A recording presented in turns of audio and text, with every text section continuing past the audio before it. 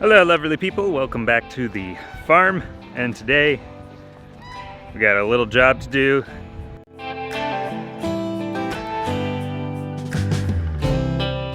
You may have remembered about half a month ago, I think it was the 15th of December, we had a massive storm come through. Well, I said that we had sustained just a little bit of damage, right? Not a big deal. That we had lost part of our snow fence, and you can see part of it back there. But then we had another storm come through, and that's what ultimately ended up ripping the rest of our fence down. So it's kind of an embarrassing mess right now. It's right over here though. We've got this. I need to get all of this taken down. I need to straighten out the posts over here. You can see we have a post that has bent over, and there's a couple of them that are kind of bent that way. They were pretty much straight up and down when I installed them. So I mean, this was some sort of win that we had. I'll tell you what, I don't know if I can save any of it. I honestly don't know if I want to. So given that we had two storms in a matter of about a week or so, they may have been 2 weeks apart, but still, two storms in one season that ripped up the plastic snow fence. That makes one feel pretty bad about this. So I went out and I bit the bullet, and I ended up getting the good wooden fence. So we're gonna replace this crappy old plastic fence, which works fine, I guess, for some people in the right applications. But here with these winds, I'm not going to put up another plastic snow fence. Yeah, they're about half the price or less of a regular fence, the old-fashioned wooden slat fences. They're lighter, they're easier to install, but at the same time, if you're going to have two storms come through that take out your fence in 1 year, I decided there is a reason why, they say you get what you pay for. And around here, when we get some high winds and storms coming through, we need more than a cheap plastic fence. So that's what I am going to be working on today, installing that. Anyway, come along with me as we do a little cleanup here, do a little straightening of fence posts. These are steel fence posts. I can't believe they bent. And then, of course, taking care of some animals.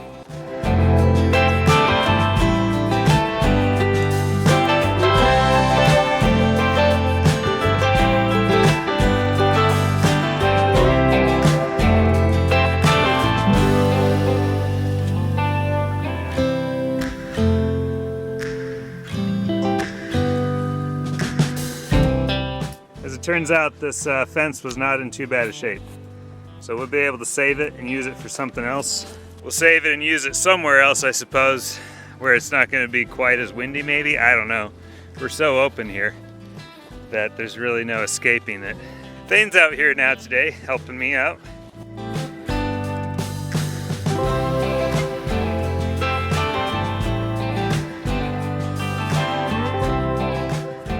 Well, now that I've been out here and I've had a closer look at the fence posts, they're all bent up. I'm gonna try this. I don't know how well it's gonna work.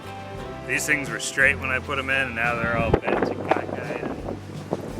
I don't know if it's even gonna work. We're gonna give it a try and see what happens here. I don't know.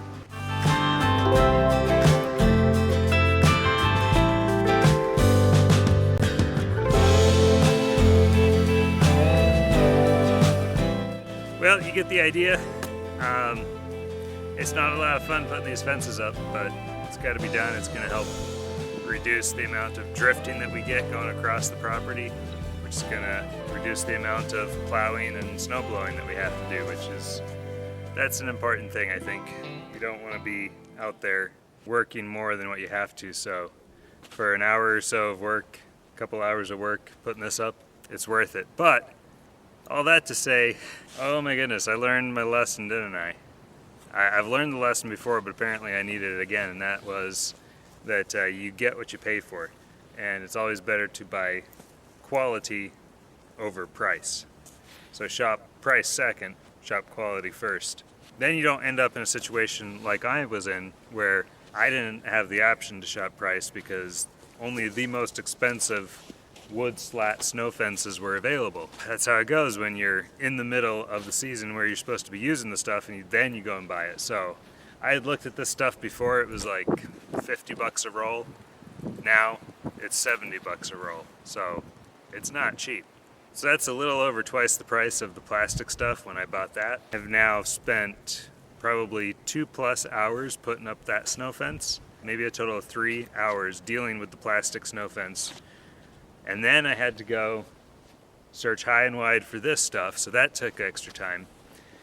Buying it, now I'm setting it all up again. I'm doing it all over again. So I'm doing basically 2.5 times the work that I would have needed to do, and spending, you know, not only do I have the snow fence now, the plastic snow fence, which I suppose I could use in other areas around here, but now I also have the expense of the more expensive snow fence that I should have just bought in the first place, and it would have saved me.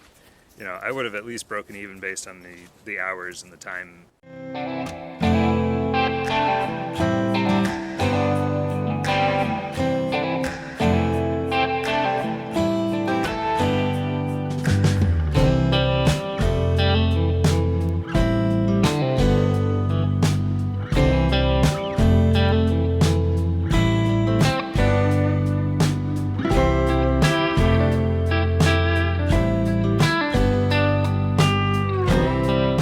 I guess she's being a good sport and letting him win.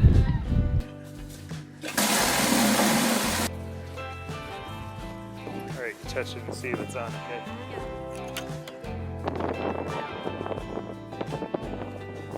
Here come the sheep. Looks like they might be hungry or might be thirsty.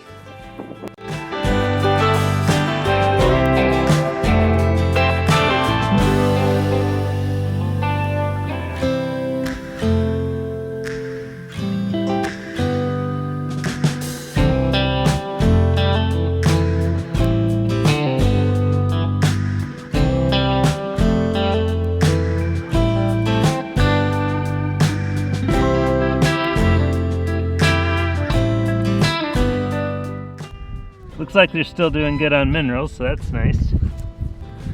I got this hay feeder from Premier One Supplies, and it's been working out pretty good. I see them over here eating anyway. They might still be trying to figure out exactly how this thing works, but they gotta pull it. It looks like they're going straight back, yeah. Straight back in there. They're sticking their muzzle in there, way back in there until, I mean, that's rock hard. It's so compacted there that they're not really getting much, so they got to pull the stocky stuff out to get to the leafy stuff, and then they'll be happy with what they get. But, you know, they just got to put a little more effort into it. Pull some of this stuff up, there's plenty there. But they've been eating from all 4 sides, so it's not that they haven't been trying. Nobody's really eating a bunch from this side. They're certainly eating. Their bellies are full, they're active, they're running around, they're staying warm, so they're certainly eating. I don't know what the deal is. I guess maybe they're just not getting at the hay until they absolutely need it. Animals like these, sheep, and other grazing animals, they're not meant to eat hay out of a trough. They're meant to forage and dig through the snow, deep down into the snow to get, you know, whatever's left over, grass and whatnot. So I guess I don't blame them. If I was them, I wouldn't want to eat out of that hay feeder either, but they're going to need to eventually. They will eventually run out of forage. We'll need to fence them off so they're not eating the brand new grass as it's growing up. You know, little shoots and everything. We don't want them killing it as it's trying to grow. You know, I really like the wood slat snow fence a lot better. Just looking at it here. What is that?